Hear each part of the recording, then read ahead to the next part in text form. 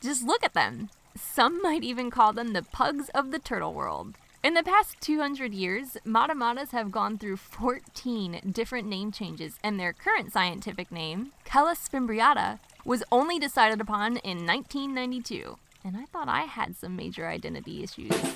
They live in rivers, streams, swamps, and marshes throughout northern South America, with large populations in the Amazon and Orinoco river basins. It's possible that due to the pet trade, they're living in some southern states of North America, though there isn't any information I can currently find on any established colonies. What happens is Matamatas get released by owners who just aren't experienced enough to handle them. This is obviously bad because they don't naturally occur in these areas and thus become an invasive species. One likely reason this occurs is because these turtles can get pretty big. On average, a full-grown Matamata will grow to 18 inches in length and weigh more than 30 pounds. That's a lot of turtle to take care of. Of course, although they are rather large turtles, they actually don't require much space. Since they spend most of their time in shallow, calm waterways, they've evolved to be sedentary creatures, meaning they don't move around much.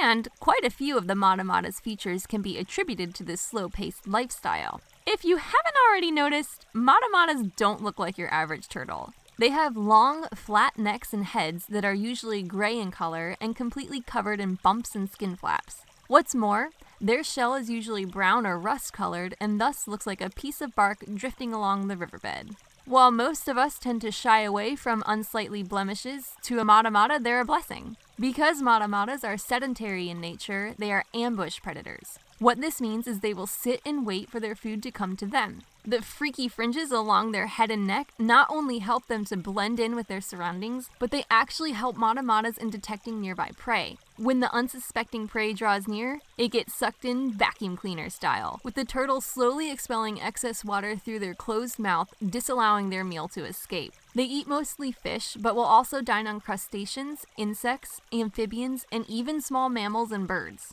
Blending in not only helps them in catching prey, but also helps them in being antisocial. They're relatively solitary animals and only meet up to mate usually between the months of October and December. The female will lay her eggs on land in a clutch of about 20 eggs. Something to note here is that the eggs are brittle in texture, much like the eggs of a bird. Most reptile eggs are more soft and leathery.